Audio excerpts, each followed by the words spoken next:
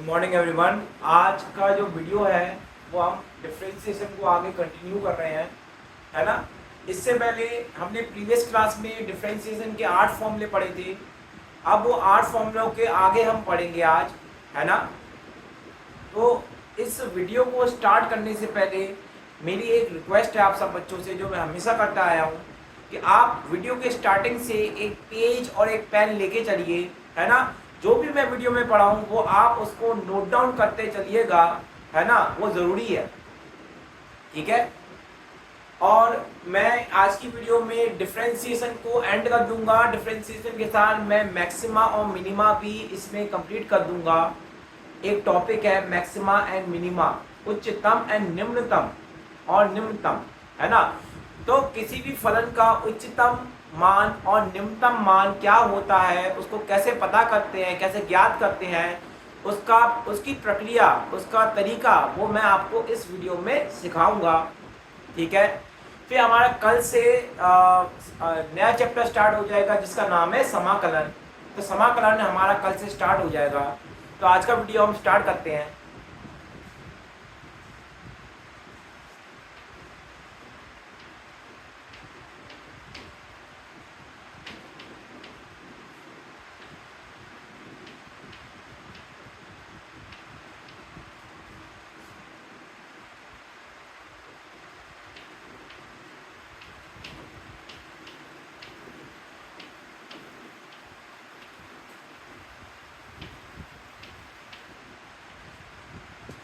ठीक है, तो हमारा y बराबर ए एक्स का जो अवकलन का सूत्र है वो क्या बनेगा, वो ये फॉर्मूला बनेगा, है ना। इसे आप नोट डाउन कर लीजिए।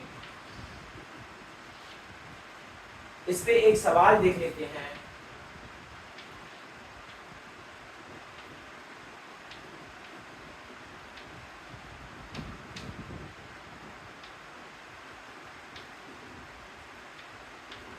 इसमें ये भी लिखिएगा कि ये ए जो है हमारा, ए हमारा नियतांक है,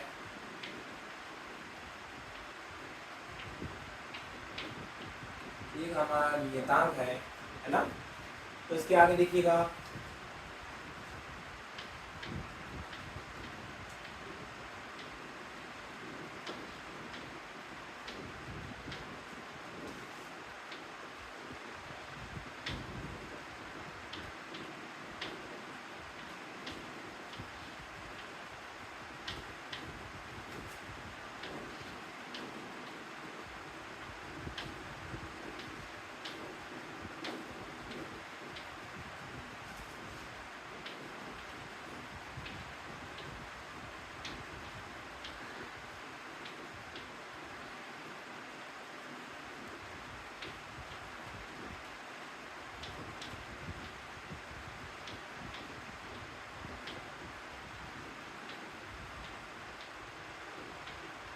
ये हमारा मान हो जाएगा। इस समीकरण का अवकलन करके हमारा ये मान आएगा, ठीक है।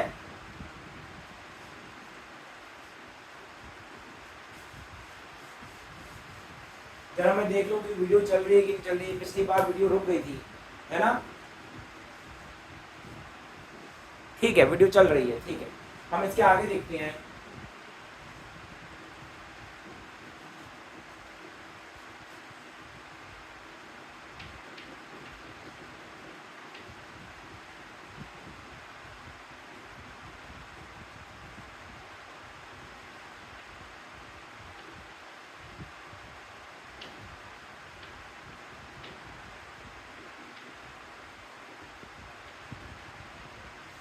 अगर इस तरीके से कोई हमारा फलन दिया है, मतलब फंक्शन के अंदर फंक्शन, उसके अंदर फंक्शन, तो इसका अवकलन किस प्रकार से होता है, इसका अवकलन किस प्रकार से होता है, ध्यान से देखिएगा।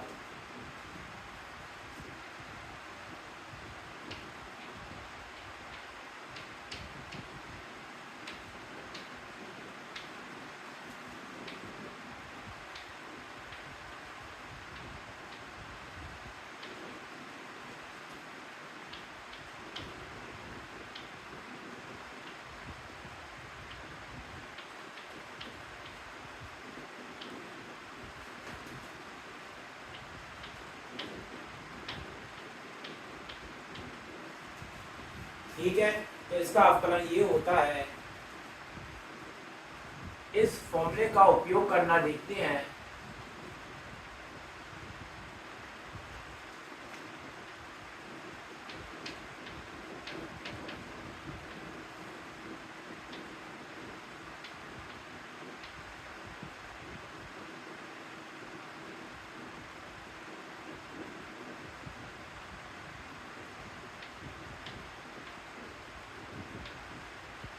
इस तरीके से हमारा कोई फलन दिया हुआ है,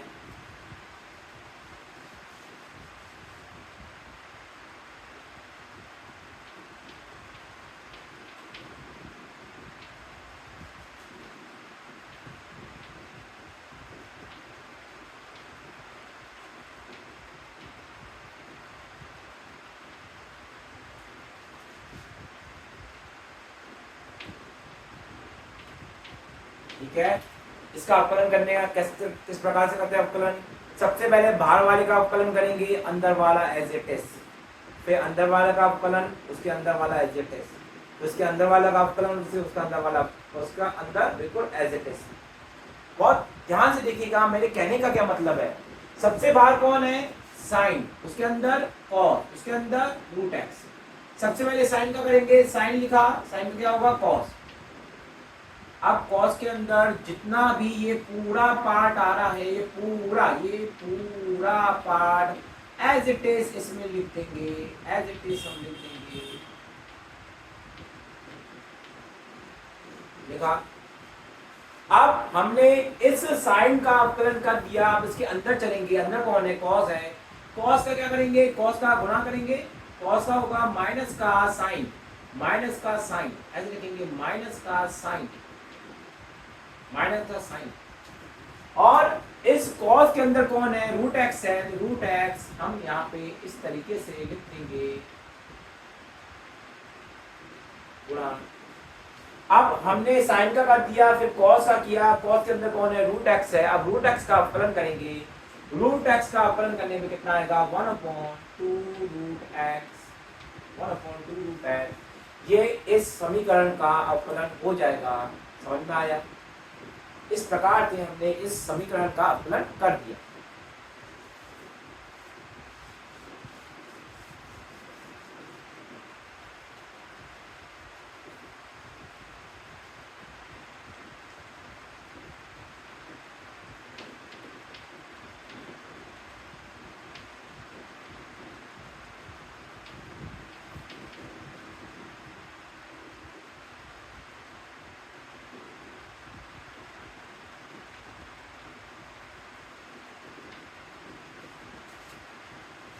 अब इसका हमको अवकलन करना है। सबसे पहले हम समीकरण को लिखेंगे, सबसे पहले हम समीकरण को लिखेंगे y बराबर log AC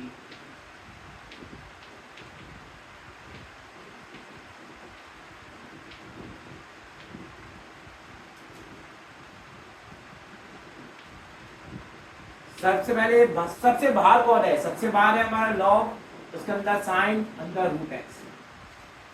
अब इसका अवकलन करना है, तो इसका अवकलन किस तरीके से करेंगे? हम पहले लॉग का करेंगे। लॉग का क्या होता है? 1/, लॉग के अंदर जितनी वैल्यू होती है वो 1/, में आ जाती है। क्या लिखेंगे? Sine, sine root x.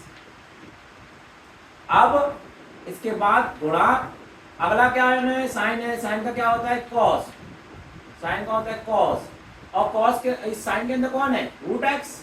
तो रूट एक्स को इसके ब्रैकेट में इस प्रकार से लिख दिया जाएगा, रूट एक्स लिख दिया हमने। अब हम इसके अंदर जाएंगे तो रूट एक्स है, रूट एक्स का अवकलन कितना होगा? 1/2 रूट एक्स, ये हमारा आंसर हो जाएगा। और कॉस अपॉन साइन क्या होता है? Cos upon sine, cos theta upon sine theta क्या होता है? कॉट थीटा, कॉट थीटा होता है।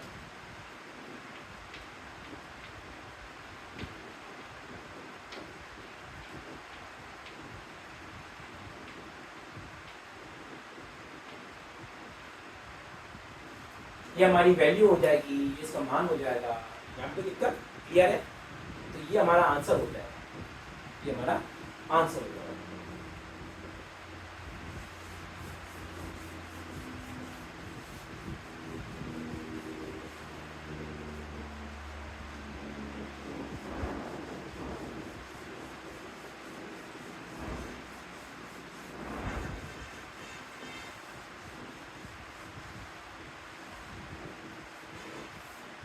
अगला नोट में पॉइंट है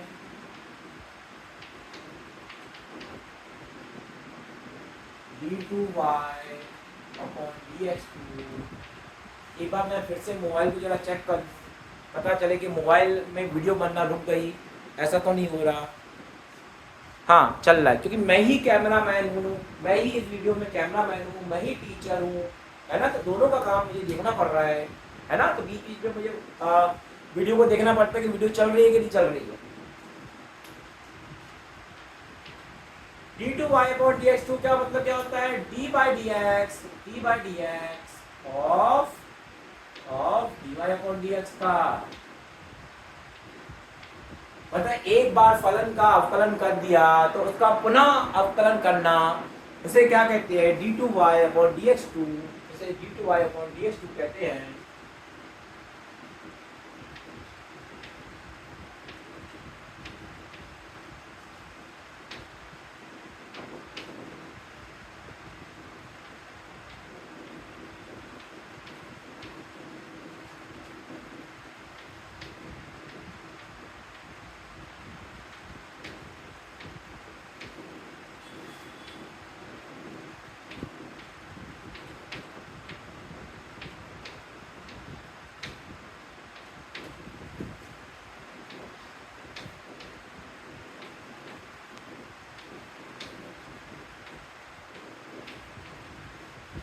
यदि हमारा y बराबर एक्स क्यूब प्लस 4 दिया है और हमको पता करना है d2y और dx2 का मान पता करना है, तो हम कैसे करेंगे, ध्यान से देखिएगा। सबसे पहले हमने समीकरण को लिखा y बराबर एक्स क्यूब प्लस 4, है ना। फिर इसका अवकलन किया dy अपॉन dx बराबर कितना होगा, 3x² हो जाएगा, 4 का अवकलन होगा तो 0 आ जाएगा। अब इसका एक बार फिर से अवकलन करेंगे, एक बार फिर से अवकलन किया तो कितना आएगा, d2y अपॉन dx2, ये हमारा बराबर हो जाएगा किसके, 6x के बराबर हो जाएगा। अगर हमसे सवाल में पूछा होता कि d3y अपॉन dx³ का मान कितना होगा, तो इसे क्या लिखेंगे, d3y अपॉन dx³, इसका मान कितना हो जाएगा, फिर से इसका अवकलन कर दो, कितना आ जाएगा, 6 आ जाएगा। और अगर इसके आगे करें तो d4y अपॉन dx4, इसका मान कितना हो जाएगा, एक बार फिर से अवकलन किया तो 0 आ जाएगा, ठीक है ना। इस तरीके से हम कितनी बार भी इसका अवकलन कर सकते हैं।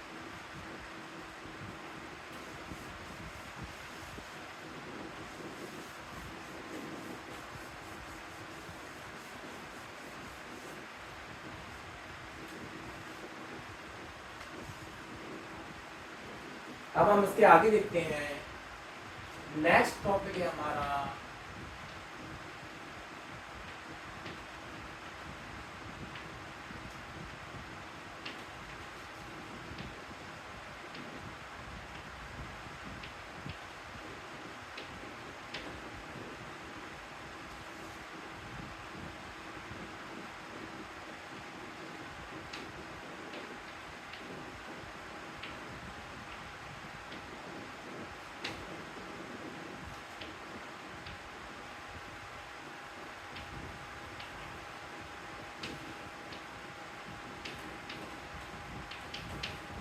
फलन का उच्चतम तथा निम्नतम मान, फलन का उच्चतम तथा निम्नतम मान, केस 1,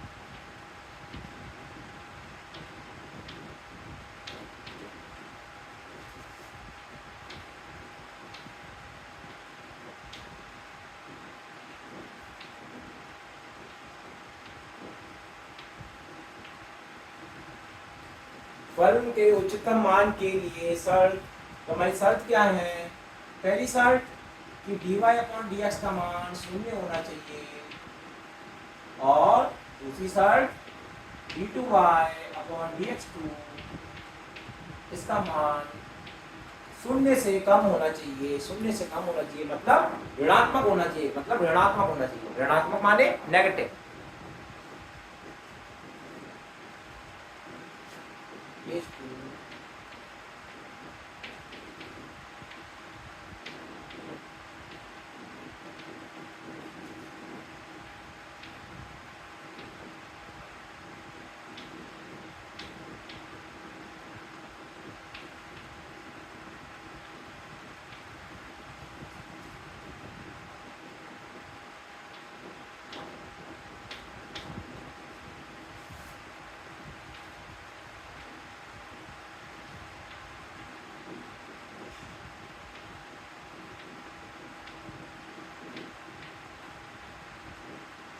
फलन के निम्नतम मान के लिए शर्त, फलन के निम्नतम मान के लिए शर्त, ये हमारी शर्त क्या है?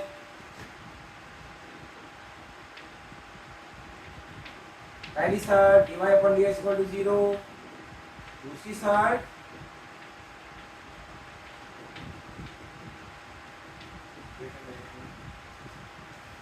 ये दो शर्त का पालन होना चाहिए निम्नतम और उच्चतम बिंदु के लिए, है ना।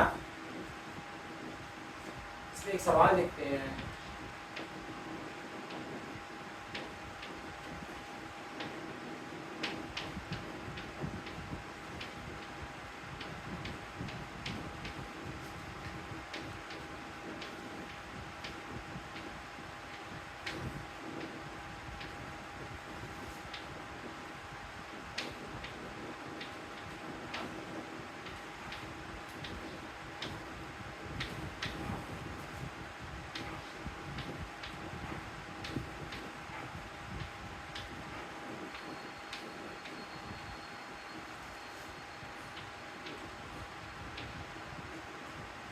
नहीं, dy पर dx का मान नहीं, थोड़ा सवाल हमको चेंज करना पड़ेगा, हमको उच्चतम और निम्नतम मान निकालना है ना, तब फलन का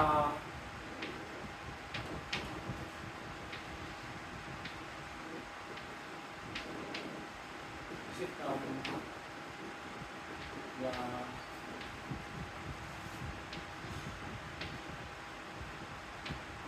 निम्नतम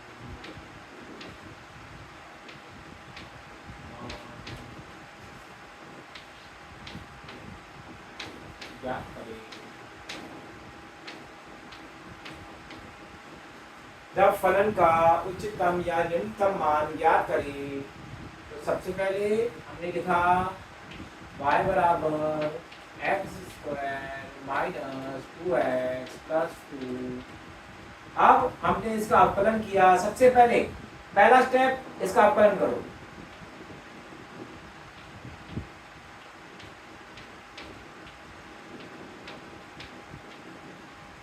फिर नेक्स्ट स्टेप में जो अवकलन किया उसका मान शून्य के बराबर रखो, dy upon dx equal to 0। फिर उसके अगले स्टेप में 2x माइनस 2 इक्वल टू 0 लिखा और 2x इक्वल टू लिख दिया हमने 2 के बराबर, 2 से 2 कैंसिल, x का मान 1, x का मान 1 आया, x का मान 1 के बराबर आ गया। अब इसके बाद आपको d2y अपॉन dx2 का मान निकालना है, d2y अपॉन dx2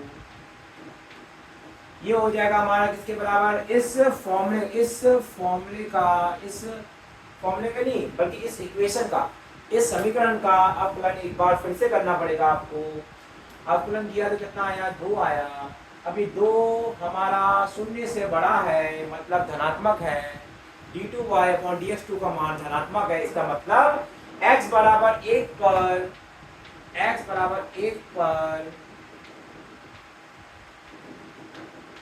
फलन का मान, हाँ फलन का मान निम्नतम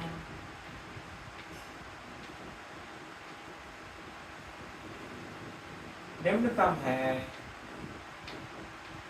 फलन का मान निम्नतम है, देखो बेटा यहाँ पे देखा न्यूनतम की कंडीशन क्या थी, ये कंडीशन थी, ये हमारी कंडीशन थी। इस कंडीशन से हमको पता चल रहा है कि ये x बराबर 1 पर फलन का मान न्यूनतम होगा।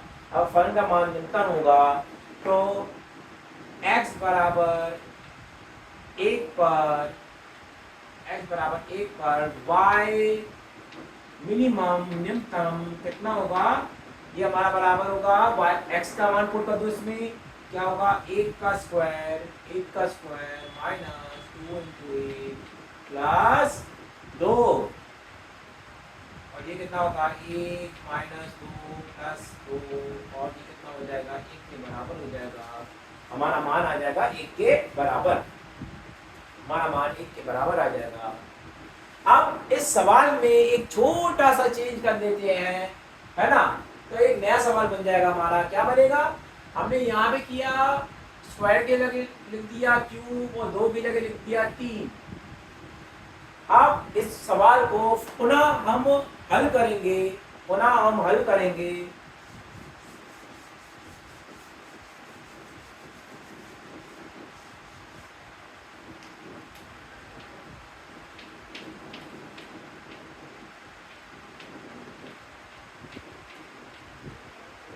सबसे पहले इसका अवकलन किया, पहला स्टेप अवकलन करा dy अपन dx कितना है 3x स्क्वायर माइनस 3, ये अवकलन करने पे इसका मान आया है। इसके बाद अगला step dy upon dx equal to 0,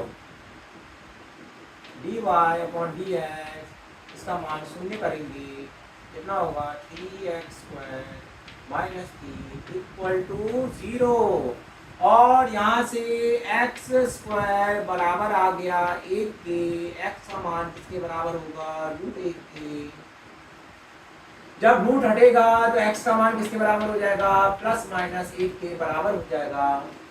अब x के दो मान आ रहे हैं 1 और -1। एक बार मैं वीडियो को फिर से देख लेता हूँ, कहीं रुक तो नहीं गया है। ठीक है, ये देखना भी जरूरी है। और वीडियो हमारा 22 मिनट का हो गया है ना।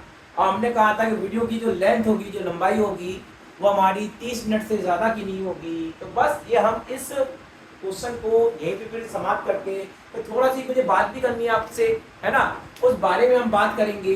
मगर उससे पहले हम इसको हल कर लेते हैं। x बराबर आ रहा है +-1 आ रहा है, x बराबर +1 पे हमको पहले पता करना है कि d2y अपॉन dx2, मगर उससे पहले d2y अपॉन dx2 हमने निकाला है क्या, नहीं निकाला है। पहले हम d2y अपॉन dx2 निकाल लेते हैं। तो हमारी पहले x का मान भी आ गया, x का मान हमने यहाँ पे लिख दिया, x का मान हो जाएगा +-1 के बराबर। अब पहले d2y अपॉन dx2 निकाल लेते हैं, d2y अपॉन dx2 इसका मान हो जाएगा हमारा 6x के बराबर हो जाएगा। तो x बराबर +1 पर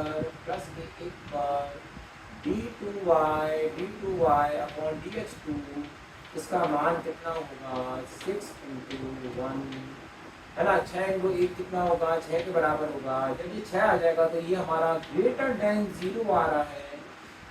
>0 आ रहा है मतलब ये हमारा उच्चतम बिंदु होगा कि निम्नतम। कंडीशन है, वो कंडीशन है हमारा निम्नतम बिंदु होगा। x बराबर 1 हमारा इस बिंदु पर फलन का मान निम्नतम होगा, निम्नतम मतलब मिनिमम होगा। ठीक है, अब हमने यहाँ पे लिखा, यहाँ पे x बराबर +1 पर फलन का मान क्या होगा हमारा, हमने लिखा y बराबर मिनिमम, हमने x का मान इस पे पुट कर दिया। पुट करने पे हमारा वैल्यू क्या आ रहा है 1 का क्यूब माइनस 3 × 1 प्लस 2, और ये कितना होगा 1 माइनस 3 प्लस 2, 2 प्लस 1 3, 3 माइनस 3 0। तो निम्नतम मान कितना होगा 0 के बराबर होगा।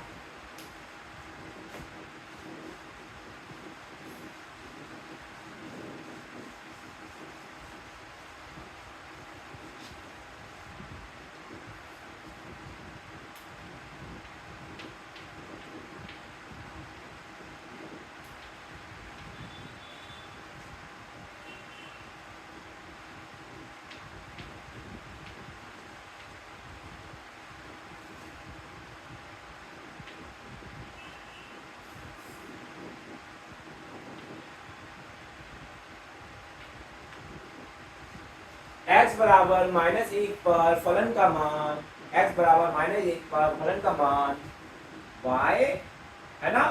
सबसे पहले हम ये चेक कर लेते हैं कि d2y अपॉन dx2 का मान कितना है। तो d2y अपॉन dx2 का मान x बराबर -1 पर कितना आएगा, माइनस का 6 आएगा, जो कि लेस देन 0 है। मतलब ये उच्चतम बिंदु है। ये क्या है, उच्चतम बिंदु है। और y मैक्सिमम का मान कितना हो जाएगा, ये हो जाएगा हमारा -1 पुट किया। अब जो मान आना चाहिए वो 0 से बड़ा आना चाहिए, 0 से बड़ा आना चाहिए इसका मान। जरा देखते हैं कि 0 से बड़ा मान आता है कि नहीं। हमने लिखा q -3 इंटू -1 प्लस का 2 हो जाएगा, -1 माइनस प्लस हो जाएगा, तो प्लस का 3 प्लस का 2, 3 प्लस 2 5, 5 माइनस 1 4, 4 आया ना। 0 से बड़ा है तो ये हमारा उच्चतम बिंदु पे y का मान होगा। तो y की मैक्सिमम वैल्यू आएगी, y की अधिकतम मान आएगा, y का अधिकतम मान x बराबर -1 पर होगा। और न्यूनतम मिनिमम वैल्यू हमारा होगा x बराबर +1 पे कितना होगा, 0 के बराबर होगा। ठीक है, इस सवाल में हमारे x के 2 मान आए थे। दोनों मानों पे आपको पता करना है किस बिंदु पर उच्चतम है और किस बिंदु पर निम्नतम है ना। इस तरीके से ध्यान को देखकर क्लियर है ना। तो ये था हमारा मैक्सिमा एंड मिनिमा, मैक्सिमा और मिनिमा यहीं तक था, है ना। तो आज हमारा डिफरेंशिएशन अवकलन का अंतिम क्लास थी। हमने अवकलन को पूर्ण रूप से समझ लिया, सीख लिया। और जितना मैंने पढ़ाया है उसके बाहर आपका कोई भी सवाल, अगर हम भौतिकी की नज़र में देखें, मतलब फिजिक्स जितना रिक्वायरमेंट फिजिक्स में था, जितना रिक्वायरमेंट फिजिक्स में रहा, वो सब कुछ कवर अप हो चुका है, वो सब कुछ कवर अप हो गया। जितना फिजिक्स में रिक्वायरमेंट था वो सब कुछ कवर अप हो गया है। इसके बाहर अवकलन में कुछ नहीं आता है ना। डिफरेंशिएशन वैसे अपने आप में बहुत बड़ा चैप्टर है, मगर वो मैथ के पॉइंट ऑफ व्यू से बड़ा है, मगर फिजिक्स के पॉइंट ऑफ व्यू से ये चैप्टर बस इतना ही था, ये इतना ही था। जो बच्चे टारगेट में हैं वो इस बात को समझ सकते हैं कि अवकलन जो जितना उपयोग में आता है अवकलन वो इतना ही है, वो इतना ही है ना। और जो बच्चे अभी 11th में पहली बार देख रहे हैं उनको मैं बताना चाहता हूँ कि ये हमारा अवकलन यहीं तक था, इसके बाहर नहीं है अवकलन। ठीक है, अब इसके आगे हम अगला चैप्टर स्टार्ट करेंगे, समाकलन हम कल से स्टार्ट करेंगे। कल से हम इसका वीडियो लाना स्टार्ट कर देंगे। आई होप बेटा जितना मैंने पढ़ाया वो आपको समझ में आया होगा, है ना। कोई आपको क्वेरी है या आप कुछ इम्प्रूवमेंट चाहते हैं तो वो कमेंट सेक्शन में जरूर लिखिएगा। Thank you very much.